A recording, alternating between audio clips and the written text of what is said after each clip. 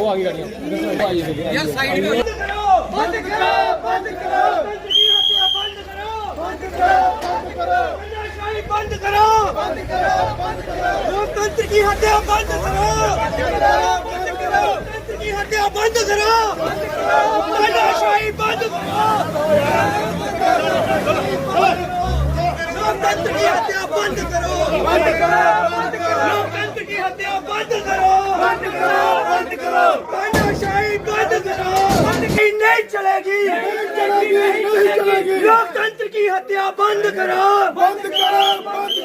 लोकतंत्र की हत्या बंद करो को लेकर ये जो प्रोटेस्ट किया जा रहा है जिनको जो है वो डिटेन किया जाता है। और मैं ये कहना चाहता हूँ कि पीएसए क्या है? पीएसए है पब्लिक सेफ्टी एक्ट। मैं पूछना चाहता हूँ कि एक विधायक से किस प्रकार का पब्लिक को थ्रेट था कि किस प्रकार किस ग्राउंड पे जो है एक चुने हुए विधायक को जो है अरेस्ट किया गया। आप देखिए पूरे देश में जो हमारे अध्यक्ष हैं राहुल गांधी जी वो कॉन्स्टिट्यूशन की लड़ाई लड़ रहे हैं और यहाँ पे भी जो है कांग्रेस इसका विरोध करती है कि क्यों अनकॉन्स्टिट्यूशनली किसी पे जो कानून थोपे जा रहे हैं। मैं ये कहना चाहता हूँ कि अगर पब्लिक सेफ्टी एक्ट था तो आज डोडा की पब्लिक सड़कों पे क्यों है? डोडा की जो पब्लिक है वो किसके फेवर पे सड़कों पे है? अगर पब्लिक को थ्रेट होता तो पब्लिक सड़कों पे नहीं आती, लेकिन पब्लिक जो है वो सड़कों पे है। और ये जो थ्रेट था असल में मैं ये कहना चाहता हूँ ये पब्लिक सेफ्टी एक्ट नहीं था, ये थ्रेट था करप्शन से।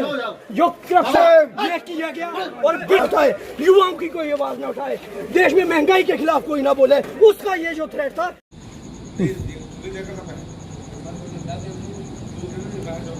यहाँ पे इकट्ठे हुए हैं आज इसीलिए इकट्ठे हुए हैं कि जिस प्रकार से हमने देखा कि एक चुने हुए इलेक्टेड एमएलए को पब्लिक सेफ्टी एक्ट के अंदर जो है उनको अंदर किया जा रहा है, डिटेन किया जा रहा है। और मैं ये पूछना चाहता हूँ कि ये कौन सा अधिकार डीसी साहब को दे दिया कि पब्लिक सेफ्टी एक्ट आपने पीएसए के अंदर किया ना? पीएसए का मीनिंग होता है पब्लिक सेफ्टी एक्ट। और आज आप जाइए डोडा में देखिए पब्लिक तो सारी एमएलए के फेवर में आई हुई है।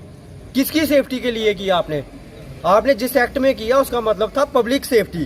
तो आज देखिए आप पब्लिक अगर पब्लिक की सेफ्टी के लिए किसी को अंदर किया तो पब्लिक सड़कों पे क्यों है? उसके हाथ में क्यों उसके अधिकारों के लिए पब्लिक सड़कों पे उतरी हुई है?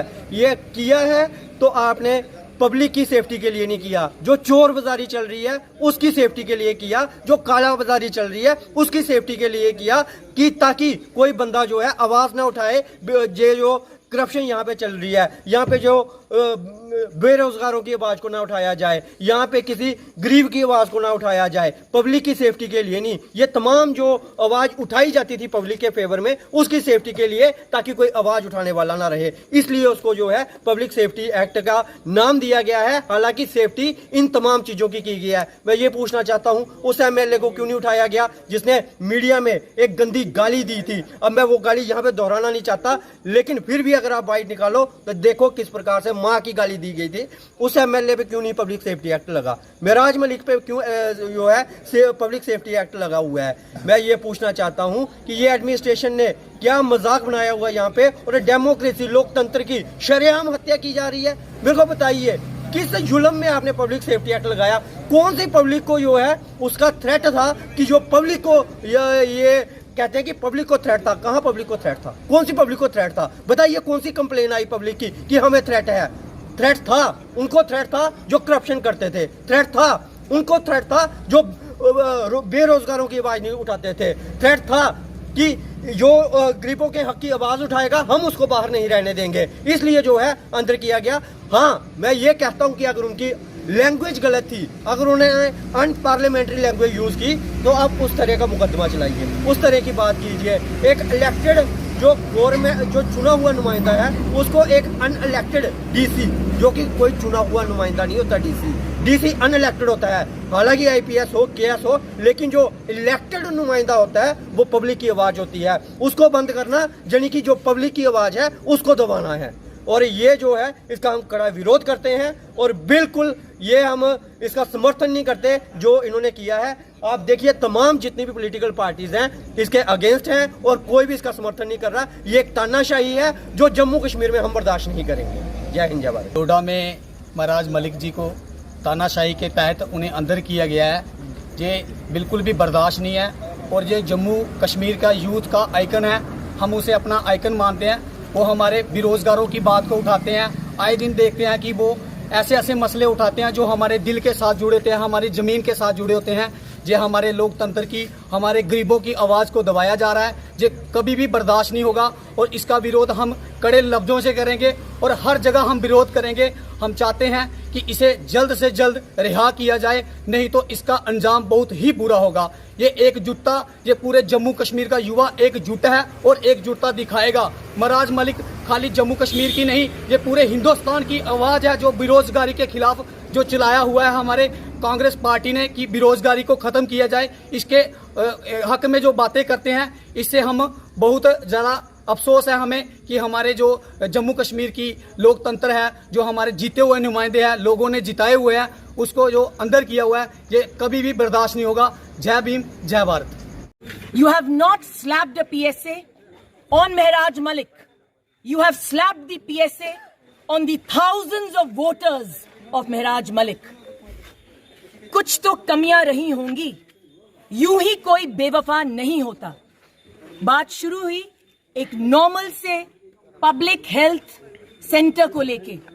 महराज जी बिल्कुल सही कहते हैं, the will of the people is Paramount. जहां तक बात इस पीएसए की है और लीगल निटिग्रिटीज की है, वो एक गरीब परिवार से निकले हैं, वो गरीबों का दर्द समझते हैं। आज जो पीएसए उन पे लगाया है, आम आदमी पार्टी जो है उसको कंडेम करती है। मैं रिपीट करूंगी कि आपने पीएसए महराज मलिक पे नहीं लगाया है। You have put this, you have slapped this PSA on the thousands of voters of Mehraj Malik. You have slapped this PSA on Mehraj Malik's constituency.